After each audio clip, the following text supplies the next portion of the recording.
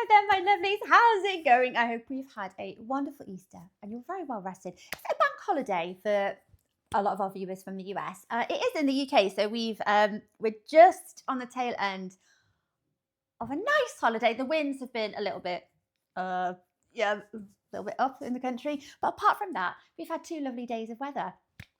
As a Brit, nothing makes me happier than a bit of sun. Anyway, guys, I hope you've had a lovely Easter weekend, everybody. So today we're going to be catching back up with Mr. Ballin. I know I need my weekly dose of, I want to say horror stories, but he doesn't just do the paranormal and the ghoulish and the creepy. He also does like real life crime stories, doesn't he? And as interesting as they are, they kind of bum me out a little bit. I don't know what it is.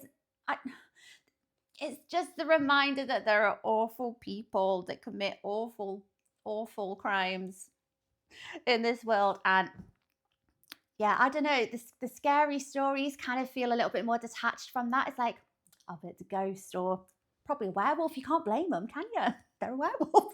I don't know what it is. But anyway, we've got another one from Mr. Ballin today. And this has been requested by one of my wonderful patrons. This is from Kat. Thank you so much, Kat. Now you say, Boomy, this is a video about Mr. Ballin's trouble with the like button.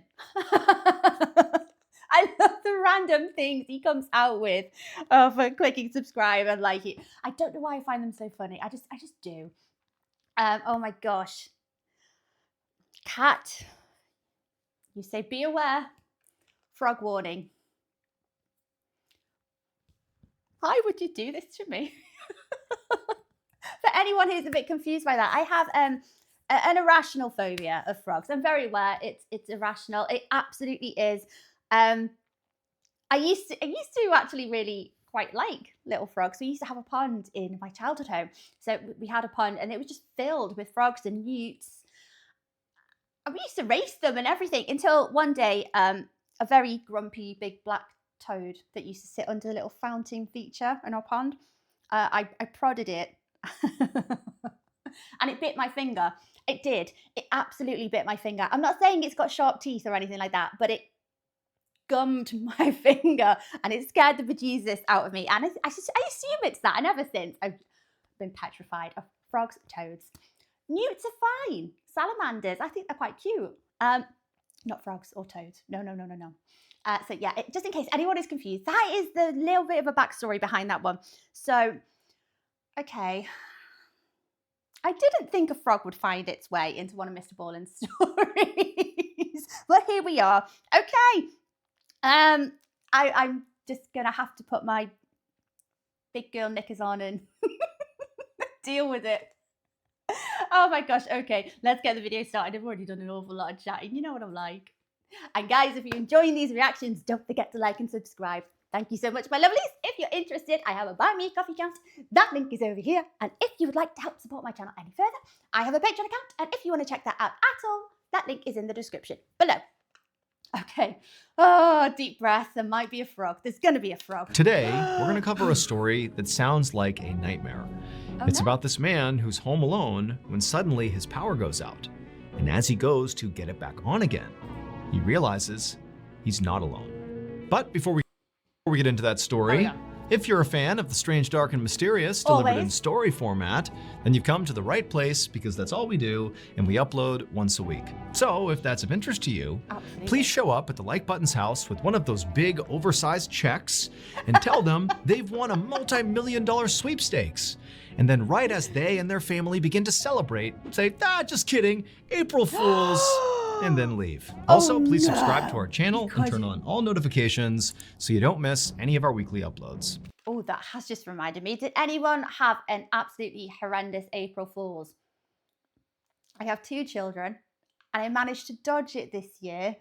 So no April Fools have been committed in this household, but do let me know, guys. Have you had any doozies this year? Okay, let's get into today's story.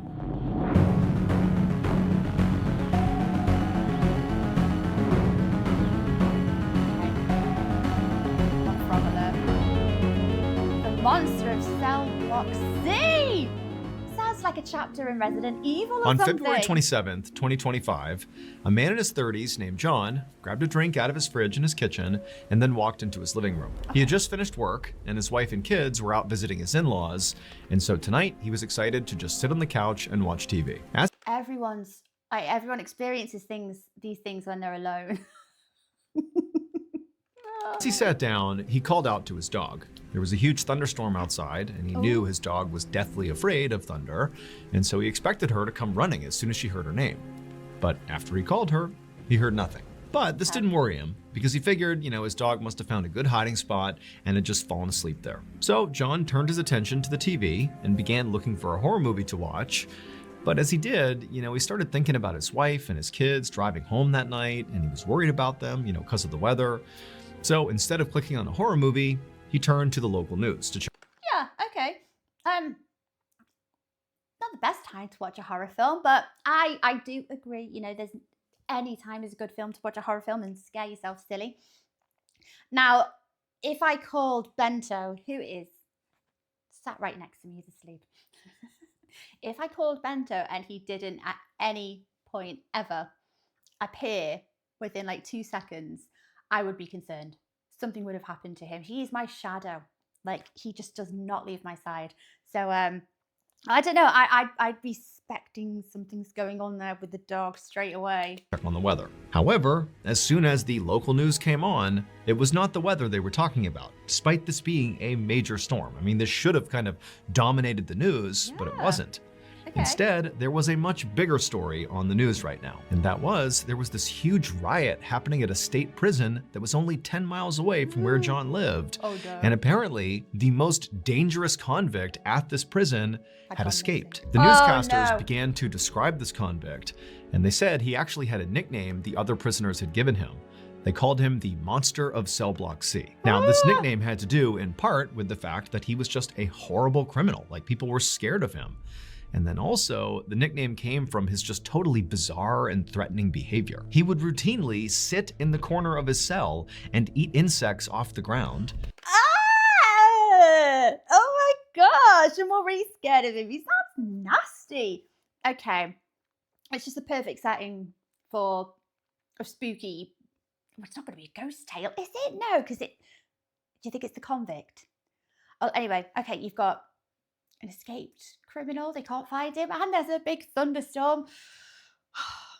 The ambience, it's all there. And then also, he perfect kept storm. jumping on prison guards every chance he got, which got him thrown in solitary confinement, where he just continued to eat the insects there and act totally unhinged. But perhaps the biggest reason he was dubbed the Maybe he needed the Monster of protein. Cellblock C is because of his appearance. He had these crazy bulging eyes and this really thick neck. It made him look totally deformed. The anchors were telling locals to stay vigilant because the police had no idea where the Monster of Cellblock C was. I mean, maybe he was still at the prison, but it did seem entirely possible that he really had escaped. And then it seemed like the anchors were about to put a picture up of the actual inmate himself when suddenly John heard this huge boom of thunder outside, and then the power in his house just completely cut out, so the TV shut off. He didn't get to see what the inmate looked like. John I mean, it is still quite likely that the inmate sounds like he might just be, lying and waiting to jump scare one of the prison guards. It seems like it's like maybe one of his pastimes.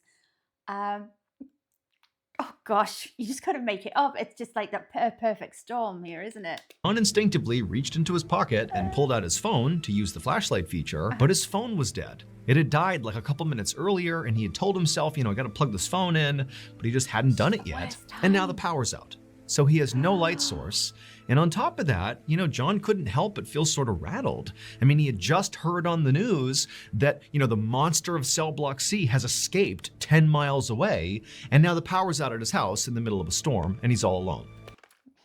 I want to know what his name is. He's got such a scary kind of title. It makes me think that he's got a really ordinary name, like his name will be Alan or Ted. Graham. Just a really ordinary name. Oh, But at the same that would time, sound as John frightening. told himself, everything's fine. It's just a coincidence here that the power's gone out right at this moment. I'm fine. The state prison, it's 10 miles away. And why would this convict have any interest coming to my house? So I'm fine. And so John stood up and began heading towards his kitchen where he knew he kept a flashlight. But as he got close to the kitchen, he heard a strange sound. It was an electronic ding, like a phone notification sound. But at the same time, John really couldn't quite place it. And he also knew it couldn't be his phone because his phone was dead. However, he thought maybe it's my kids' iPads. After all, the sound he was hearing, the more he listened, he could tell it was coming from upstairs, and that's where his kids' iPads were. However, the sound still seemed really weird to John because it started suddenly, basically right after the power went out. He hadn't heard it before that. And also, if these were, notification sounds on his kids' iPads, you would think there would only be maybe 1 or 2 notifications. You wouldn't have, a string of notification sounds. But as John listened, he heard like this incessant amount of dinging coming from the upstairs. And it wasn't constant. It was sort of sporadic, like random dings kind of all over the place. But then John remembered that his kids' iPads had a messaging app on it so they could talk to their parents.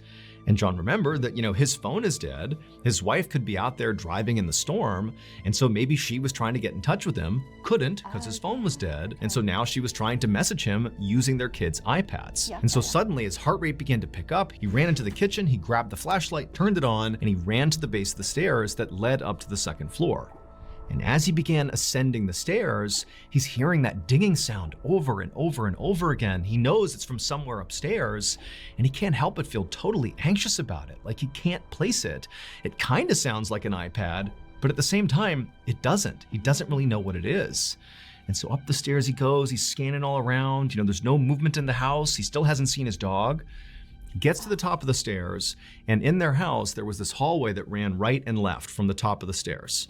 John looked to the right and shined his flashlight down there, and it was just all darkness and totally silent. The dinging was coming from the left side of the hallway.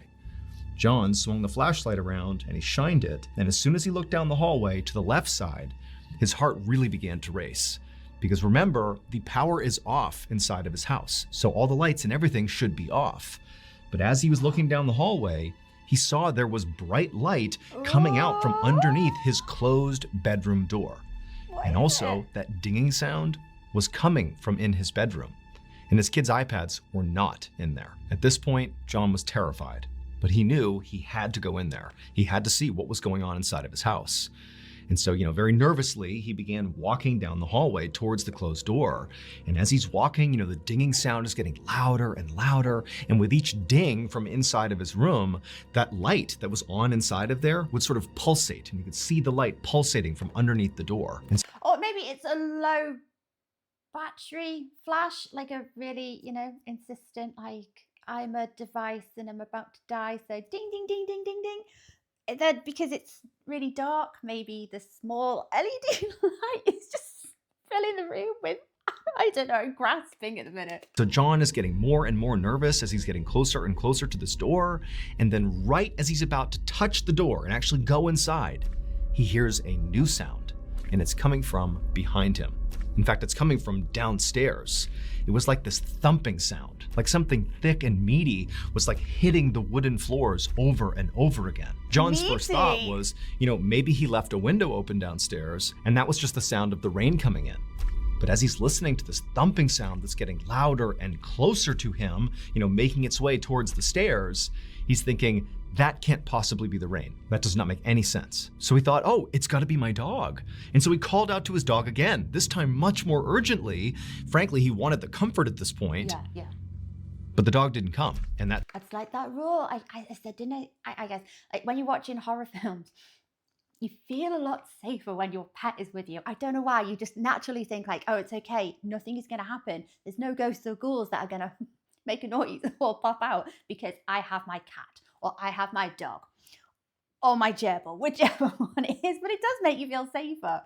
Thumping sound continued, and it began to go up the stairs. At this point, John knew he needs to go over and see who is now coming up the stairs. He has to go look. but he's paralyzed with fear. He's in the middle of this huge storm, the power's out, he has no idea what's going on with his wife and his kids, there's this escaped convict down the road, he has all these strange noises in his house, and so he just stands there completely unsure what to do. And then finally, as this thumping sound is right about to crest the stairs and be in the hallway, whatever or whoever it was, John turned and just threw open his door, figuring, you know what, at least if I go in my bedroom, I can shut the door and create space between me and whoever this is. But the second he charged into his bedroom, holding the flashlight over his head like a baseball bat, to confront whatever was in there, he just froze, because what he saw in front of him was horrifying. To understand what John saw and why it was so bad, you have to know that overall, John was a pretty nice guy. He was a good father, a good husband, he gave to charity, he took in stray animals. He was the kind of guy who would, if you dropped money out on the street, he'd pick it up and give it back to you. He's a good guy. But there was one aspect of his life where John wasn't so nice.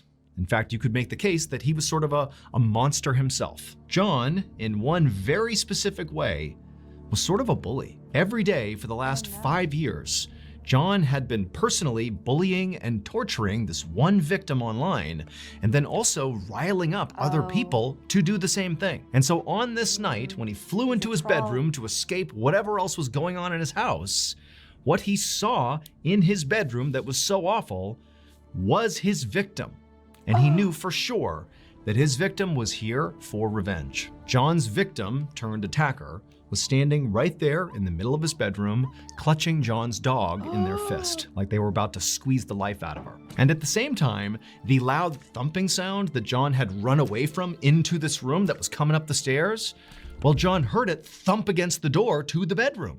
And so John realized that must be another attacker. There's 2 of them, and now I'm gonna die. And so instinctively, John whipped around and just stared at this door, getting ready for whoever this was to enter the room. And as the door began to swing open, John closed his eyes and put his hands up around his head, bracing for impact. And he's standing there literally waiting to die, but nothing happens. And after a few seconds, John, he opens his eyes and he looks around and he smiles. It would turn out the monster of Cellblock C really had escaped from that state prison during that riot. And after they got out, they went to John's house. But the monster of Cellblock C was not a dangerous, horrible criminal, at least not to John.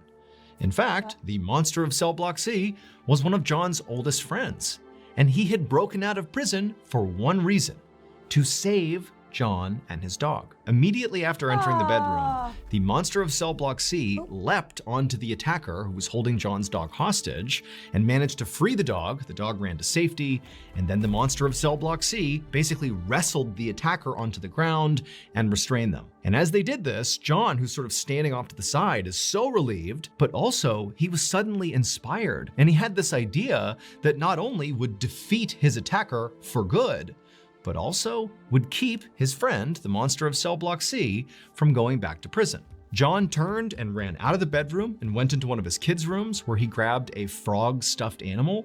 He ripped the head off, and then he went back into his own bedroom and superglued the frog head onto the top of his attacker. John's attacker, the one he had bullied for so many years, who had come back for revenge, who was in his bedroom emitting pulsing lights and making dinging sounds and grabbed John's dog by their fist and held them hostage, was none other than the like button. John was actually John Allen, aka me, Mr. Ballin. And with that frog head superglued on top of the like button, now they looked a whole lot like the monster of Cellblock C, which of course was my best friend, Seagull Lung. And so when the police showed up a short time later, they carted away the like button because they looked like the monster of Cellblock C. To this day, the like button is still serving out old Lungy's prison sentence. And as for old Seagull Lung, he's somewhere on a beach in Mexico. And now that this story is over, I can finally say, April Fools. Oh, Mr. Ballin! With Lungy now... No. You naughty boy. He's naughty.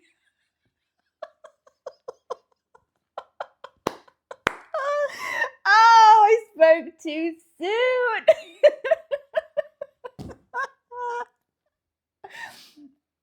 I got April Fooled. I've been fooled. It's past April Fools, but that one, I'll still take that. That counts. Oh, you got me, cat.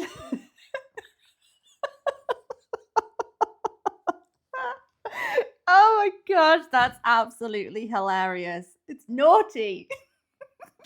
It's absolutely hilarious. I just started getting so confused towards the end of that story.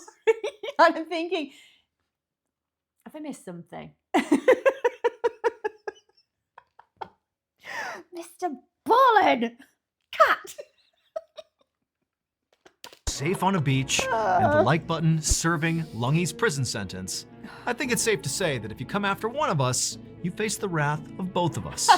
So I have one thing to say to the like button, and that's, don't touch my frog. And so to celebrate that sentiment, and to celebrate April Fool's Day, we have an exclusive and limited merch drop. We have this sweet graphic t-shirt that's sort of a reimagining of one of all of our favorite movies. I'm sure you can see the inspiration. And on the front, it says, John Ballin, don't touch my frog, okay? Pretty cool. There's also a poster as well with the same graphic.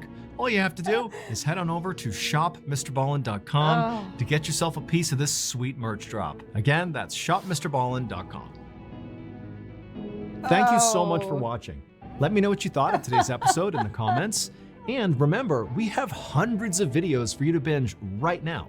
But if you're looking for a recommendation from me of that one video that's worth your time, well, it's this one right here. So give it a watch. All right, until next time, see ya. Today,